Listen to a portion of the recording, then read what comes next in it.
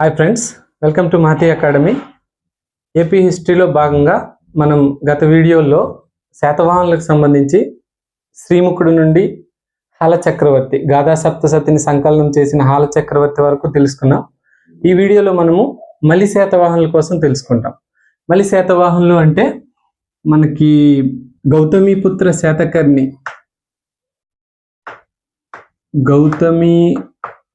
గౌతమిపుత్ర శాతకర్ణి నుండి మూడవ పులోమావి వరకు ఉన్నటువంటి చక్రవర్తుల్ని, శాతవాహన చక్రవర్తుల్ని మనము మలి శాతవాహనులు అని అనుకోవచ్చు అనమాట.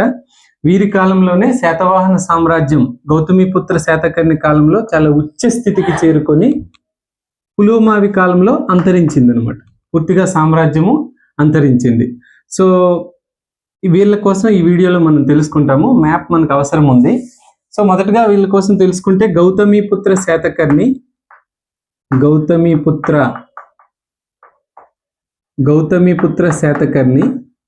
తెలుసు. శాతవాహన చక్రవర్తుల్లో గౌతమిపుత్ర శాతకర్ణి అగ్రగణ్యుడు. ఇందులో ప్రత్యేకించి ఈ గౌతమిపుత్ర అనే ఈ మాటకి ప్రాధాన్యత ఉంది. ఇది ఈయన యొక్క తల్లిగారి పేరు అనమాట. గౌతమి బాలశ్రీ పేరు మీదుగా ఈయనకి గౌతమిపుత్ర శాతకర్ణి అనే పేరు వచ్చింది.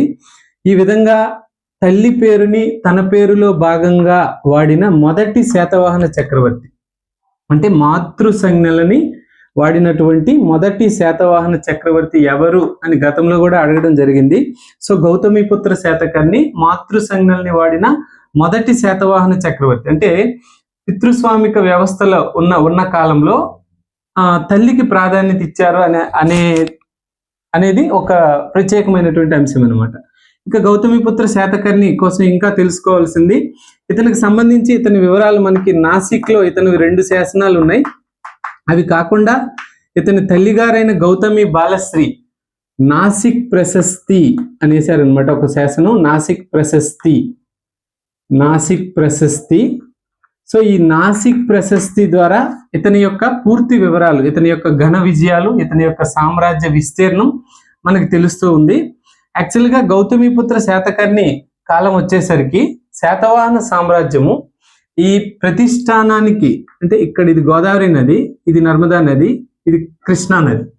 సో వీళ్ళంతా కూడా కృష్ణ అంటే గోదావరి లోయ వీళ్ళకి ఆత్మ లాంటిది శాతవాహనులకు. ఓకే, ఇక ఈ గోదావరి నది ఒడ్డున ఉన్నటువంటి ప్రతిష్టానం నుండి ఈ తూర్పు వైపుకు పరిమితమైందనమాట. గౌతమిపుత్ర శాతకర్ణి వచ్చే సమయానికి, గౌతమిపుత్ర శాతకర్ణి సింహాసనానికి వచ్చే సమయానికి శాతవాహన సామ్రాజ్యం ఈ ప్రతిష్టానానికి తూర్పు వైపున మాత్రం పరిమితమైంది. మనం ముందే చెప్పుకున్నాం గత వీడియోలో. శకులతో సంఘర్షణ, నిత్యం శకులతో వీళ్ళకి సంఘర్షణ శాతకర్ణి 2 అంటే 2వ శాతకర్ణి కాలంలో ప్రారంభమైందని చెప్పుకున్నాం కదా. శకులు విదేశీయులు, మధ్య సెంట్రల్ ఆసియా నుంచి వచ్చినటువంటి ఒక ట్రైబల్ తెగలు. వీరు భారతదేశంలో ఒక 5 బ్రాంచులుగా స్థిరపడ్డారు. అందులో సౌరాష్ట్రలో కూడా స్థిరపడ్డారు అనమాట. ఒక 2 వంశం వాళ్ళు. క్షహరాట వంశం. కొంచెం శకుల కోసం తెలుసుకోవాలి మనము. శకుల కోసం తెలుసుకుంటే అందులో 2 వంశాలు ఉన్నాయి. క్షహరాట వంశం అని, కార్దమక వంశం అని 2 శకులకు సంబంధించిన డైనాసిటీలు ఉన్నాయి. అందులో క్షహరాట వంశంలో భూమక అని ఒక రాజు ఉన్నాడు. తన తర్వాత నహపాన అని ఒక రాజు ఉన్నాడు. వీళ్ళ కోసం కొంచెం తెలుసుకోవాలి మనం. నెక్స్ట్ కార్దమక వంశంలో చంతన అని ఒక రాజు ఉన్నాడు. అతని మనవడు రుద్రదమన అని ఒక రాజు ఉన్నాడు. అతడు శకుల్లో గొప్పవాడు అనమాట. సో జస్ట్ ఈ ఇన్ఫర్మేషన్ కొంచెం గుర్తుపెట్టుకోండి. ఇక ఎందుకు అంత చిన్నదైపోయింది శాతవాహన సామ్రాజ్యం? శాతకర్ణి 1 టైంలో, శాతకర్ణి 2 టైంలో విస్తారంగా ఉన్నటువంటి విశాలమైన సామ్రాజ్యం అంత చిన్నది ఎలా అయిపోయింది అంటే, శకులు వీరిని కొన్ని సందర్భాల్లో ఓడించారు. శకులకి శాతవాహనులకి మధ్యన ఉన్నటువంటి సంఘర్షణని మనకి Periplus of the Erythraean Sea అనే ఒక గ్రీకు నావికుని గ్రంథం, అంటే ఎవరు రాశారో తెలీదు, ఎర్ర సముద్రంపై నా దినచర్య అని మనకి ఈ ఏరియాలో ఉన్నటువంటి మొత్తం నౌకాశ్రయాల కోసం ఇన్ఫర్మేషన్ రాశాడు ఆయన. మొత్తం ఈ హిందూ మహాసముద్రం, ఈ అరేబియా సముద్రం చుట్టూ ఉన్నటువంటి నౌకాశ్రయాల కోసం రాశాడు అనమాట. Periplus of the Erythraean Sea. అది కన్ఫర్మ్ చేస్తుంది. ఏం కన్ఫర్మ్ చేస్తుంది? శకులకి శాతవాహనులకి మధ్య సంఘర్షణని కన్ఫర్మ్ చేస్తుంది. ఆ శకులతోటి సంఘర్షణ వల్ల ఈ భూమకుడు ఆ తర్వాత నహపానుడు వచ్చేసరికి, ఈ భూమకుడు అంటే నహపానుని ముందు ఇక్కడ సౌరాష్ట్ర ఇవన్నీ కూడా వాళ్ళ అధీనంలోకి వెళ్ళిపోయాయి అనమాట. సౌరాష్ట్ర, ఈ ఉత్తర మహారాష్ట్ర, ఈ మాల్వా ఇవన్నీ ఇంతకుముందు శాతవాహన సామ్రాజ్యంలో భాగంగా ఉండేవి. అవి శకుల అధీనంలోకి వెళ్ళిపోయాయి అనమాట. వెళ్ళిపోయిన తర్వాత ఇక కేవలం ఈ చిన్న రాజ్యము గౌతమిపుత్ర శాతకర్ణి వచ్చేసరికి ఈ చిన్న రాజ్యానికి పరిమితమై ఉండిపోయింది. అతను రాజ్యంలోకి వచ్చిన వెంటనే మొదటగా ఇక్కడ ఉన్నటువంటి ఈ ములక సామ్రాజ్యం అంటారు దాన్ని. ములక అంటే ఇప్పటి ఔరంగాబాద్ అన్నమాట. అంటే మహారాష్ట్రలో ఔరంగాబాద్. ఆ ములక, అక్కడి నుంచి బీరార్ అంటే విదర్భ. ఈ విదర్భ వీటిని జయించాడు ఫస్ట్. జయించిన తర్వాత ఇక శకులని కూడా ఓడించాడు. ప్రత్యేకించి నహపానుని ఓడించాడు అనమాట. ఈ నహపానుని ఓడించడం అనేది మనకి గౌతమిపుత్ర శాతకర్ణి యొక్క విశిష్టమైన విజయాల్లో నహపానుని ఓడించడం అనేది ఒకటి. అంటే అది ఫస్ట్ వస్తుంది అనమాట, నహపానుని ఓడించడం అనేది. మరి ఎలా కన్ఫర్మ్ చేస్తున్నారు? మనకి నాసిక్ శాసనమే, ఈ నాసిక్ శాసనాల్లో ఒక శాసనము గౌతమిపుత్ర శాతకర్ణిని క్షహరాట వంశ నిరవశేషకర, క్షహరాట వంశ నిరవశేషకర అంటే క్షహరాట వంశాన్ని పూర్తిగా నిర్మూలన చేసిన వాడు అని అర్థం వచ్చేలాగా పేర్కొంటుంది నాసిక్ శాసనం. అంతేకాకుండా ఈ నహపానుని యొక్క జోగెల్ తంబి అనే చోట ఉన్నటువంటి వెండి నాణేల నిధిని గౌతమిపుత్ర శాతకర్ణి పునర్ముద్రించాడు అనమాట. ఓకేనా? అంటే నహపానునికి సంబంధించింది జోగెల్ తంబి అనేది నాసిక్ పక్కనే ఉంది. జోగెల్ తంబి అప్పటికి ఈ ఏరియా అంతా నహపానుడి అధీనంలోకి వెళ్ళిపోయింది. జస్ట్ ముందు కదా, గౌతమిపుత్ర శాతకర్ణి ముందు భూమకుడు నహపానుడు ఈ శకుల్లో క్షహరాట వంశంలో పాలించారనమాట. సో భూమకుడు నహపానుడి సమయానికి ఈ ఏరియా అంతా కూడా శకుల అధీనంలోకి వెళ్ళిపోయింది అనమాట. వెళ్ళిపోతే ఇక్కడ జోగెల్ తంబిలో ఈ నహపానుని యొక్క వెండి నాణేల నిధిని గౌతమిపుత్ర శాతకర్ణి పునర్ముద్రించాడు. అతని వెండి నాణేలను ఇతను పునర్ముద్రించాడంటే అర్థం ఏంటి అంటే అతనిపై ఇతను ఆధిపత్యం చెలాయించాడు, యుద్ధంలో ఓడించాడు, బహుశా వధించాడు యుద్ధంలో అని తెలుస్తుంది అనమాట. అంటే ఎలా తెలుస్తుంది? నహపానునిపై శకులపై గౌతమిపుత్ర శాతకర్ణిని ధృవీకరించే అంశం ఏది అని కిందనివ్వచ్చు. ఆప్షన్స్ ఏవైనా ఇచ్చి జోగెల్ తంబి నాణ్యక నిధి పునర్ముద్రించడం అని ఒక ఆప్షన్ ఇవ్వచ్చు. అది రైట్ ఆన్సర్ అవుతుంది అనమాట. ఓకేనా? అంటే జోగెల్ తంబి వెండి నాణ్యాల నిధి అనేది నహపానునిది. ఈ నహపానుని వెండి నాణ్యాల నిధిని ఇతను పునర్ముద్రించాడు. అంటే అంటే ఈ గౌతమిపుత్ర శాతకర్ణి శాతవాహనుల చిహ్నాలు వేయించాడు అనమాట. అంటే ఉజ్జయిని చిహ్నము ఇట్లా ఉంటుంది అనమాట, ప్లస్ లాగా ఉజ్జయిని చిహ్నము. అలాగే మహాస్తూపము, చైత్యకం అంటారు ఇక్కడ. ఆ చైత్యకం స్తూపాల్ని ఆ వెండి నాణ్యాల పైన గౌతమిపుత్ర శాతకర్ణి ముద్రించాడు అనమాట. సో అదొకటి కన్ఫర్మ్ చేస్తుంది, ఇతను శకులను ఓడించి మొత్తం నహపాను ఓడించిన తర్వాత ఇవన్నీ గెలిచాడు అనమాట. ఇక ఆ విస్తీర్ణాన్ని మనకి గౌతమి బాలశ్రీ నాసిక్ ప్రశస్తి తెలియజేస్తుంది అనమాట. గౌతమి బాలశ్రీ వేసినటువంటి నాసిక్ ప్రశస్తి. యాక్చువల్గా నాసిక్ ప్రశస్తి అనేది మనకి గౌతమిపుత్ర శాతకర్ణి బ్రతికున్నప్పుడు వేయించలేదు. ఆయన చనిపోయిన తర్వాత ఆయన కుమారుడు వాసిష్ఠి పుత్ర పులోమావి లేదా రెండవ పులోమావి సింహాసనం ఎక్కిన తర్వాత 19వ సంవత్సరంలో ఇది వేయబడింది. అంటే కొడుకు గౌతమిపుత్ర శాతకర్ణి కుమారుడు 19వ సంవత్సరంలో రాజ్యంలో ఉన్నప్పుడు నాసిక్ ప్రశస్తి వేయబడింది అనమాట. దానిని గౌతమి బాలశ్రీ వేయించింది. ఇది కూడా ఒకసారి అడిగారు అనమాట. అంటే నాసిక్ ప్రశస్తి కింది ఎవరి కాలంలో వేయబడింది? శాతకర్ణి టు గౌతమిపుత్ర శాతకర్ణి, వాసిష్ఠిపుత్ర పులోమావి, హాలా అని ఇచ్చాడు అనమాట. అది అందులో ఇవన్నీ ఏపీఎస్సిలో ఇచ్చినవే. సో వాసిష్ఠిపుత్ర పులోమావి కాలంలో గౌతమి బాలశ్రీ ఈ నాసిక్ ప్రశస్తిని వేయడం జరిగింది. సో నాసిక్ ప్రశస్తి ద్వారా మనకి గౌతమిపుత్ర శాతకర్ణి యొక్క రాజ్య విస్తీర్ణం తెలుస్తుంది స్పష్టంగా. అంటే ఎక్కడి నుంచి ఈ మ్యాప్ అందుకే వేసాం మనము. ఈ ప్రశస్తి అంటే నాసిక్ ప్రశస్తి ప్రకారం గౌతమిపుత్ర శాతకర్ణి యొక్క రాజ్యము ఉత్తరాన కకుర అంటే తూర్పు రాజస్థాన్, ఆరావళి దగ్గర స్టార్ట్ అయ్యి ఓకే. ఆ తర్వాత కొంచెం కిందన అవంతి. అవంతి అంటే ఇక్కడ అవంతి ఉజ్జయిని రాజధాని.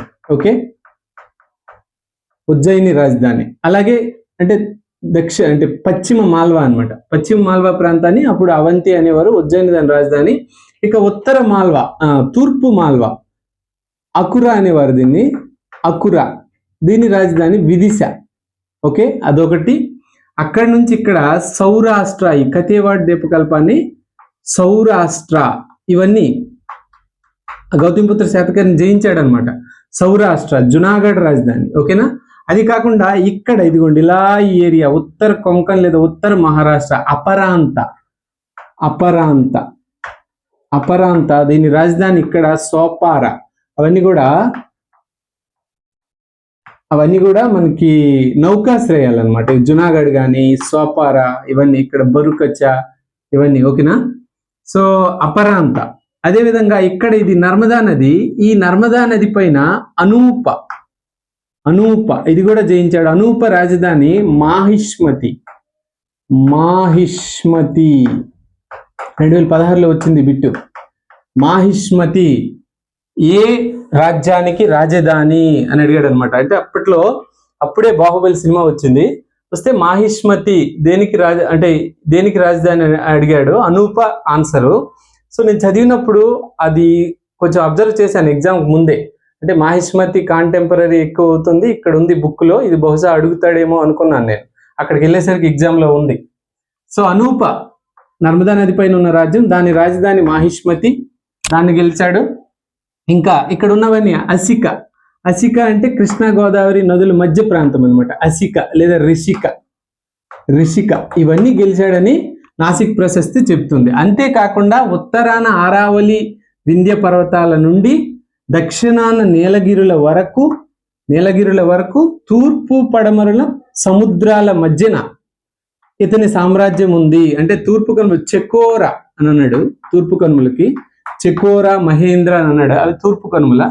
ఇక పశ్చిమ కనుమల్ని సహ్యాద్రులు అని అన్నాడు ఆ ప్రాకృత శాసనంలో. నాసిక్ ప్రశస్తి ప్రాకృత శాసనం అందులో అన్నాడు అనమాట. ఇంకా అది కాకుండా శటగిరి, సిరిటన. శటగిరి అంటే మనకి శ్రీపర్వతం లేదా నాగార్జున కొండ. ఇప్పటి నాగార్జున కొండ, ప్రాచీన కాలంలో దాన్ని శ్రీపర్వతం అని పిలిచేవారు. శటగిరి. అలాగే సిరిటన అంటే శ్రీస్థాన. కొంతమంది శ్రీశైలం అంటున్నారు, కొంతమంది అమరావతి పరిసర ప్రాంతం అంటున్నారు అనమాట. అమరావతి అంటే ధాన్య కటకం పాత పేరు. ఓకే, ధాన్య కటకం అంటే అమరావతి యొక్క ప్రాచీన నామం ధాన్య కటకం. ఓకే. సో ఈ సిరిటన, శటగిరి, ఇవన్నీ ఈ పర్వత పంక్తులన్నీ కూడా ఇతని సామ్రాజ్య అధీనంలో ఉన్నాయి. అంతేకాకుండా ఈ గౌతమిపుత్ర శాతకర్ణి త్రిసముద్రతోయ పేతవాహన అంటే ఇతని యొక్క రథ అశ్వాలు అంటే రథ గుర్రాలు 3 సముద్రాల నీరు తాగాయి అని చెప్తున్నారు. అంటే 3 సముద్రాల నీరు, ఉప్పు నీరు ఎందుకు తాగుతాయి అంటే తాగుతాయని కాదు, అంటే 3 సముద్రాల మధ్యన ఉన్నటువంటి ఏరియాకి ఇతను ఆధిపత్యం చలాయించాడు అని చెప్పేసి చెప్తుంది శాసనం. త్రిసముద్రతోయ పేతవాహన, త్రిసముద్రతోయ పేతవాహన అంటే స్పష్టంగా ఈ పేత అంటే గుర్రం గల స్పష్టంగా నేను తెలుసుకోలేదు, లైట్ గా గుర్తుపెట్టుకున్నాను అనమాట. త్రిసముద్రతోయ పేతవాహన అంటే మొత్తానికి వాహన అంటే అలాంటి, అంటే 3 సముద్రాల నీరు తాగిన గుర్రాలు కలిగిన రథాన్ని కలిగి ఉన్నాడు అని అర్థం రావచ్చు. ఓకే. సో అలాంటి అంతేకాకుండా ఇతనికి ఏం చెప్తుందంటే ఈమె యాకబ్రాహ్మణ అంటే శ్రేష్టమైన బ్రాహ్మణుడు, ఈయన శ్రేష్టమైన బ్రాహ్మణుడు, వర్ణ సాంకర్యాన్ని ఆపాడు అని కూడా ఈ ప్రశస్తిలో చెప్పబడింది. అయితే వర్ణ సాంకర్యాన్ని ఆపినట్లు మనకు తెలియదు. శకులు అదే కాలంలో భారతదేశానికి వచ్చి భారతదేశ సంస్కృతిలో, హైందవ సంస్కృతిలో లీనమైపోయిన అంశం మనకు తెలుస్తూ ఉంది. అంతేకాకుండా గౌతమిపుత్ర శాతకర్ణి బ్రాహ్మణ అయినప్పటికీ ఆయన బౌద్ధ మతానికి దానాలు చేసినట్టు మనకు తెలుస్తుంది అనమాట. ఓకేనా. అది గౌతమిపుత్ర శాతకర్ణి కోసం మనం తెలుసుకోవాల్సింది. జస్ట్ మినిట్, నెక్స్ట్ 1-2 రాజులు ఉన్నారు, వాళ్ళ కోసం ఒక్క నిమిషంలో చెప్తాను. గౌతమిపుత్ర శాతకర్ణికి సంబంధించి ఇంకో చిన్న విషయము. ఈయన 106 క్రీస్తు శకం అంటే ఏడి 106 నుంచి 130 సంవత్సరం వరకు పాలించాడని మనకి డిసి సర్కార్ చెప్తున్నారు అనమాట. డిసి సర్కార్ తీర్మానం ఎక్కువ మందికి ఇది ఆమోదంగా కూడా ఉంది. అంటే క్రీస్తు శకం 2వ శతాబ్దంలో పాలించాడని, క్రీస్తు శకం ఏడి. అంటే ఎలా ఆధారాలు మీకు అనవసరం. ఈ నహపాను చంపిన సంవత్సరం ఆధారంగా డిసి సర్కార్, ఇది గుర్తుపెట్టుకోవాల్సిన పని లేదు, జస్ట్ ఫర్ నాలెడ్జ్ ఆలోచిస్తే నహపాను చంపిన సంవత్సరం ప్రకారం డిసి సర్కార్ చెప్పాడు అనమాట. అంటే నహపానుడి మరణం 124. సో అది ఎప్పుడు జరిగింది? నహపాను చంపడం అంటే గౌతమిపుత్ర శాతకర్ణి సింహాసనం ఎక్కిన 18వ సంవత్సరం జరిగింది. అంటే ఇందులో 18 తీసేయాలి కదా, 124లో చంపాడు. సో 18 సంవత్సరాలు తీసిస్తే 106వ సంవత్సరం అతను సింహాసనం ఎక్కాడు అని చెప్తున్నాడు డిసి సర్కారు. అంత గుర్తుపెట్టుకోవాల్సిన పని లేదు. మనకి డాక్టర్ బిఎస్ఎల్ హనుమంతరావు బుక్ నుంచి నేను చెప్తున్నాను. ఆయనేమో క్రీస్తు శకం 75 నుంచి 110 మధ్యన పాలించాడని చెప్తున్నాడు. అతను చంతనుడు అని చెప్పాం కదా ఇప్పుడు, కర్దమక వంశం, శకుల్లో కర్దమక వంశం రుద్రదమనుడి యొక్క తాత. ఆ చంతనుడిది ఒక శాసనం ఉంది, అంధౌ శాసనం. దాని ఆధారంగా ఈ కాలం అని చెప్తున్నాడు. ఏం గుర్తుపెట్టుకోవాల్సిన పని లేదులేండి, జస్ట్ అలా ఒకసారి బ్రెయిన్లో వేసేయండి, ఏమైనా అవసరమైతే వాడుకోవచ్చు. ఓకే, నెక్స్ట్ ఇక మరి గౌతమిపుత్ర శాతకర్ణి తర్వాత ప్రముఖ శాతవాహన రాజు అతని కొడుకే వాసిష్ఠీపుత్ర పులోమావి. వాసిష్ఠీపుత్ర పులోమావి, ఇతన్నే 2వ పులోమావి అని కూడా అంటారు. ఇంతకుముందు 15వ రాజు ఒక పులోమావి ఉన్నాడు. సో 2వ పులోమావి లేదా వాసిష్ఠీపుత్ర పులోమావి ఇతని కాలంలో అంటే ఇతని కాలంలో 19వ సంవత్సరంలో ఇతని నానమ్మ బాలశ్రీ నాసిక్ ప్రశస్తి వేసింది. అందులో ఇతన్ని దక్షిణాపదేశ్వర అని పిలుస్తుంది. దక్షిణాపదేశ్వర ఇతని బిరుదు. ఓకే, దక్షిణాపదేశ్వర అనేది ఇతని బిరుదు. అయితే ఇంకొక విషయం ఏంటంటే ఈ వాసిష్ఠీపుత్ర పులోమావి కాలం వచ్చేసరికి మళ్ళీ శకుల యొక్క దాడులు ఎక్కువయ్యాయి అనమాట. ప్రత్యేకించి చంతనుడు, అతని మనవడైనటువంటి రుద్రదమనుడు, వీళ్ళు ఫేమస్ అనమాట శకుల్లో. రుద్రదమనుడు చాలా ఫేమస్ శకుల్లో. ఇతను ఎక్కడొస్తాడు? మనకి ఇక్కడ ఈ సౌరాష్ట్రలో పాలించాడు, ఇంకా సింధు ప్రాంతం ఇదంతా పాలించాడు. సో ప్రత్యేకించి ఇతను మనకి ఇండియన్ హిస్టరీలో వస్తాడనమాట. రుద్రదమనుడు భారతదేశంలో మొదటి సంస్కృత శాసనమైనటువంటి జునాగఢ్ శాసనం లేదా గిర్నార్ శాసనం అంటారు. గిర్నార్ శాసనం వేయించాడు ఇతను, లేదా జునాగఢ్ శాసనం. ఏంటిది? భారతదేశంలో మొదటి సంస్కృత శాసనం. అప్పటి వరకు అన్ని ప్రాకృత శాసనాలు కదా, అశోకుడి నుంచి జునాగఢ్ శాసనం వేయించాడు అనమాట. అక్కడే ఇతని శాసనంలో చెప్పాడనమాట, సుదర్శన తటాకాన్ని రిపేర్ చేయించాడు. సుదర్శన తటాకం లేక్, సుదర్శన తటాకాన్ని రిపేర్ చేయించాడు. ఏంటి సుదర్శన తటాకం అంటే? దీన్ని చంద్రగుప్త మౌర్యుడు ఎప్పుడో క్రీస్తు పూర్వం 324 బీసీలో ఆ ఏరియాలో దీన్ని తవ్వించాడు అనమాట చంద్రగుప్త మౌర్యుడు. ఆ తర్వాత 300 సంవత్సరాల తర్వాత 300-400 సంవత్సరాల తర్వాత రుద్రదమనుడు దాన్ని రిపేర్ చేయించాడు. రుద్రదమనుడు 130 నుంచి 156 వరకు పాలించాడు, క్రీస్తు శకం ఏడి. ఓకే, ఆ రుద్రదమనుడు ఇలాంటి గొప్ప రాజులు ఉండటం వల్ల మళ్ళీ వాసిష్ఠీపుత్ర పులోమావి కాలంలో కొంచెం రాజ్యం చిన్నదైందనమాట. అంతేకాకుండా ఈ కొల్హాపూర్ అంటే మహారాష్ట్ర ప్రాంతంలో, కొల్హాపూర్లో కురవంశం తిరుగుబాటు చేసింది. సామంతులుగా ఉంటూ అక్కడ స్వతంత్రంగా పాలించడం మొదలెట్టారనమాట.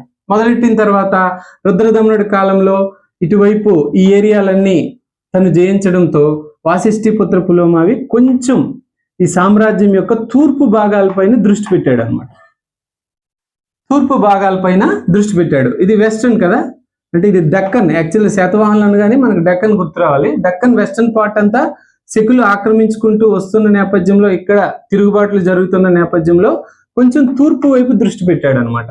తూర్పు వైపే కదా మరి మనకి ధాన్య కటకం ఉంది. ఇక్కడంతా నేను ఎక్కువ రఫ్ చేశాను కానీ ఇదే కదా కృష్ణానది నదిపైనే కదా ధాన్య కటకం ఉంది. ఆ ధాన్య కటకానికి రాజధాని ప్రతిష్టానం నుంచి మార్చాడు యాక్చువల్గా. వాసిష్ఠీపుత్ర పులోమావి శాతవాహనుల రాజధాని ప్రతిష్టానం నుంచి ధాన్య కటకానికి మార్చి ఈ తూర్పు నౌకాశ్రయాల మీద కూడా దృష్టి పెట్టాడు అనమాట. ఓకేనా, మొత్తానికి కొంచెం ఈస్ట్ వైపు ఇలా ఆంధ్ర ప్రాంతం వైపు కొంచెం పరిమితం అయ్యారు. అక్కడి నుంచి వాసిష్ఠీపుత్ర పులోమావి తర్వాత శివశ్రీ శాతకర్ణి మనకి రుద్రదమనుడి కుమార్తె రుద్రదమనికని వివాహం చేసుకున్నాడు శివశ్రీ శాతకర్ణి. యాక్చువల్గా రుద్రదమనుడు జునాగఢ్ శాసనంలోనే చెప్తాడు, శాతకర్ణి అంటే ఇతని శాతకర్ణి నాతో 2 సార్లు యుద్ధం చేశాడు, 2 సార్లు ఓడిపోయాడు, సమీప బంధువు అయినందువల్ల నేను వదిలేశాను అని రుద్రదమనుడు జునాగఢ్ శాసనంలో చెప్పాడు అనమాట. అంటే ఇతను కోల్పోయిన ఈ భాగాలను ఆక్రమించాలని ప్రయత్నించి విఫలమయ్యాడు అనమాట. ఓకేనా, అది శివశ్రీ శాతకర్ణి కోసం. ఓకే, అంటే మీకేమి జునాగఢ్ శాసనంలో ప్రస్తావించిన శాతవాహన చక్రవర్తి ఎవరు అని అడగొచ్చు. అది శివశ్రీ శాతకర్ణి, వాసిష్ఠి పుత్ర శివశ్రీ శాతకర్ణి అన్న ఇతనే. వీళ్ళిద్దరు అన్నదమ్ములని చెప్తున్నారు బిఎస్ఎల్ హనుమంతరావు. ఓకే, ఇక అక్కడి నుంచి పోతే శివశ్రీ శాతకర్ణి తర్వాత ఇక ప్రసిద్ధ శాతవాహన చక్రవర్తి యజ్ఞశ్రీ శాతకర్ణి.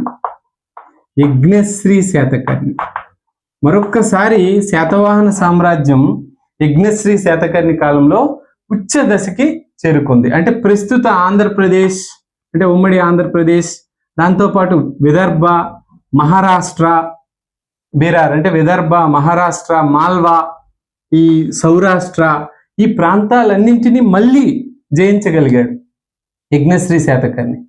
ఓకే, అంతేకాకుండా ప్రధానంగా యజ్ఞశ్రీ శాతకర్ణి కోసం గుర్తుపెట్టుకోవాల్సింది గౌతమ బుద్ధుని తర్వాత అంతటి బౌద్ధమత గురువైనటువంటి నాగార్జునాచార్యుని పోషించాడు. నాగార్జునాచార్యుని మరి ఎవరు చెప్పుకున్నారు? అతనైనా నాగార్జునాచార్యుడైనా చెప్పుకున్నాడా? లేదు. ఎలా తెలిసింది అంటే మనకి హర్ష చరిత్ర రాసినటువంటి బాణుడు, హర్ష చరిత్ర బాణ అని రాశాడు, బాణుడు అంటారు తెలుగులో. ఆ హర్ష చరిత్రలో నాగార్జునుని పోషించినది త్రిసముద్రాధీశ్వరుడు అని చెప్పారనమాట. ఆ త్రిసముద్రాధీశ్వరుడు మరి ఎవరు ఈ ఆంధ్ర ప్రాంతంలో అంటే అప్పటికి యజ్ఞశ్రీ శాతకర్ణి అవుతాడు. అంత సామ్రాజ్యం అంటే త్రిసముద్రాధీశ్వరుడు, 3 సముద్రాలకి అధిపతి అని పిలవగలిగేది యజ్ఞశ్రీ శాతకర్ణిని. కాబట్టి నాగార్జున్ని పోషించినది యజ్ఞశ్రీ శాతకర్ణి అని హర్ష చరిత్ర ద్వారా ఒకటి తెలుస్తుంది. రెండవది, ఇక బౌద్ధ చరిత్రలు రాసినటువంటి టిబెట్, చైనా చరిత్రకారులు యజ్ఞశ్రీ శాతకర్ణి నాగార్జునాచార్యుని కోసం శ్రీపర్వతంపై, అంటే ఇప్పటి నాగార్జున కొండపై, శ్రీపర్వతం అనేవాళ్ళు ఇప్పుడు నాగార్జున కొండ అంటున్నాము, ఈ శ్రీపర్వతంపై పారావత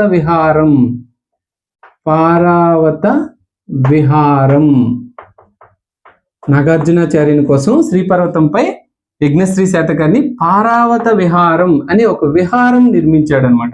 విహారం అంటే ఏంటంటే బౌద్ధ భిక్షువులు ఉంటారు కదా, వాళ్ళు వర్షాలు పడినప్పుడు అక్కడ విరామం తీసుకోవటానికి అనమాట, అలాంటివి విహారాలు. సంఘారామం అంటే బౌద్ధ భిక్షువులతో పాటు లెర్నింగ్ ఇవన్నీ జరిగే ప్రదేశాన్ని సంఘారామం అని అంటాము. పారావత విహారం నిర్మించాడు, 7 అంతస్తులది అని కొన్ని చరిత్రకారులు, కొంతమంది చరిత్రకారులు చెప్తున్నారు అనమాట. విహారం అంటే అది. అంటే మరి వర్షాకాలంలో వీళ్ళు బౌద్ధ భిక్షువులు దేశం పైకి వెళ్ళి మనకి బౌద్ధ బోధనలు చేయలేరు కదా, అప్పుడు రెస్ట్ తీసుకోవటానికి నిర్మించే విహారాలు. ఈ పారావత విహారాన్ని యజ్ఞశ్రీ శాతకర్ణి నిర్మించాడనమాట శ్రీపర్వతంపై. అంతేకాకుండా ఇక నాగార్జునాచార్యులు ధాన్యకటక స్తూపం అన్నా అమరావతి స్తూపం అన్నా ఒకటే. ధాన్యకటకం ప్రాచీన నామం, 19వ శతాబ్దం నుంచి దీన్ని అమరావతి అని పిలుస్తున్నారు. సో ధాన్యకటక స్తూపానికి శిలా ప్రాకారం, చుట్టూ ప్రాకారం నిర్మించాడనమాట నాగార్జునాచార్యులు. ఓకేనా, మరి ఒక కథా సరిత్ సాగరం అని మీరు వినుంటారు, అంటే ఈ శాతవాహనుల చరిత్ర తెలుసుకోవడానికి అదొక ఆధారం. కథా సరిత్ సాగరం ప్రకారం నాగార్జునాచార్యులు శాతవాహన యువరాజు చేతిలో మరణించాడని కథా సరిత్ సాగరంలోని కథ చెప్తుంది అనమాట. ఓకే, ఇక యజ్ఞశ్రీ శాతకర్ణి మీకు తెలుసు కదా, నౌకా నాణ్యాలు వేయించాడు. అంటే బిజినెస్ కూడా డెవలప్ అయింది ఇతని కాలంలో. బిజినెస్ మళ్ళీ ఇదిగో ఈ ఏరియా, ఈ రేవు పట్టణాలన్నీ జయించాడు కదా, దానివల్ల మళ్ళీ బిజినెస్ కూడా స్టార్ట్ అయింది. నౌకా నాణ్యాలు, నౌకా చిహ్నం ఉన్న నాణ్యాల్ని ఈయన వేయించాడు అనమాట. ఎవరు? యజ్ఞశ్రీ శాతకర్ణి. ఇక యజ్ఞశ్రీ శాతకర్ణి తర్వాత వెంటనే యజ్ఞశ్రీ శాతకర్ణి ఇంచుమించు క్రీస్తు శకం 196 ఈ ఏరియాలో పాలించాడు. అంటే చివరి సంవత్సరం యజ్ఞశ్రీ శాతకర్ణి క్రీస్తు శకం అంటే ఏడి 196 ఏడీలో పాలించాడు. సో అతను పాలించిన ఒక 25 సంవత్సరాలకే శాతవాహన సామ్రాజ్యము అంతమైపోయింది. మరి ఎలా అంతమైపోయింది? దానికి గల కారణాలు ఏంటి? శాతవాహన సామ్రాజ్యం ఎంత ఉచ్చ స్థితిలో గౌతమిపుత్ర శాతకర్ణి సమయంలో అంత ఉచ్చ స్థితిలో ఉన్నటువంటి సామ్రాజ్యం ఎలా అంతమైపోయింది అని చెప్పుకోవటానికి ప్రధానంగా 2 కారణాలు ఉన్నాయి. అందులో ఒకటోది శకులతో సంఘర్షణ. శకులతో వీళ్ళకి శాతకర్ణి 2 నుంచి సంఘర్షణ ఉంది. శాతకర్ణి 2 ఏమో మనకి క్రీస్తు పూర్వం వ్యక్తి, చక్రవర్తి శాతకర్ణి 2. మరి ఇంకా రుద్రదమనుడి సమయంలో కూడా ఉంది. అంటే ఇది 130 ప్రాంతం, క్రీస్తు శకం 130, క్రీస్తు పూర్వం 150, అంటే 300 సంవత్సరాల శకులతోటి నిత్య సంఘర్షణ వల్ల వీళ్ళ బిజినెస్ అంతా డిస్టర్బ్ అయింది. అందువల్ల శకులతోటి సంఘర్షణ ఒకటి, వీళ్ళు శాతవాహన సామ్రాజ్యం విచ్ఛిన్నం అవటానికి, అంటే శాతవాహన సామ్రాజ్యం కూలిపోవడానికి అదొక కారణం అయితే, ఇంకొక కారణము వీళ్ళు నౌక రేవు పట్టణాలను కోల్పోవటం. రేవు పట్టణాలు అంటే విదేశాలతో వ్యాపారం చేసి అత్యధిక లాభాలు వీళ్ళకి సుంకాల ద్వారా గడించినటువంటి ఈ జునాగఢ్ కానీ, సోపారా, కళ్యాణి, బరుకచ్చ, ఓకే, ఇవన్నీ ఈ రేవు పట్టణాలన్నింటినీ వీళ్ళు శకులకు కోల్పోవటం వల్ల వీళ్ళ ఆర్థిక పరిస్థితి కూడా కుచించుకుపోయింది. దానివల్ల వీరు తొందరగా అక్కడి నుంచి పడిపోయారు అనమాట. ఇక యజ్ఞశ్రీ శాతకర్ణి తర్వాత మనకు చంద్రశ్రీ శాతకర్ణి అని ఒక రాజు వస్తాడు. అంత గుర్తుపెట్టుకోవాల్సిన పని లేదు. ఆ తర్వాత వచ్చినటువంటి రాజు మనకి 3వ పులోమావి, చివరి చక్రవర్తి. శాతవాహనంలో 3వ పులోమావి చివరి చక్రవర్తి. పులోమావి కాలంలోనే మనకి విజయపురిలో, అంటే కృష్ణానది పక్కన, నాగార్జున కూడా పక్కన విజయపురిలో ఉన్నటువంటి ఇక్ష్వాకులకు సంబంధించినటువంటి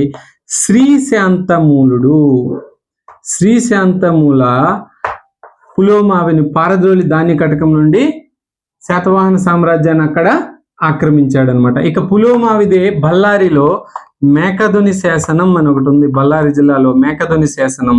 ఇదేంటి, ఎందుకు ఉపయోగపడుతుంది అంటే శాతవాహనుల జన్మస్థలం పరిశీలించడానికి ఒక ఆధారంగా మేకధుని శాసనం ఉపయోగపడుతుంది అనమాట. అది 3వ పులోమావికి సంబంధించినటువంటి శాసనం. ఇది శాతవాహనులకు సంబంధించినటువంటి రాజకీయ చరిత్ర. ఇక శాతవాహన కాలంలో ఆంధ్రదేశంలో ఉన్న పరిస్థితులు ఏంటి, ఆంధ్రదేశంలో ఎలాంటి సాంఘిక, ఆర్థిక, మత పరిస్థితులు ఉన్నాయి, ఏంటి ఈ సమయంలో స్త్రీల పరిస్థితి ఏంటి, సామాజిక పరిస్థితులు ఏంటి, ఇలాంటివి మనం నెక్స్ట్ వీడియోలో తెలుసుకుందాం. Thank you very much.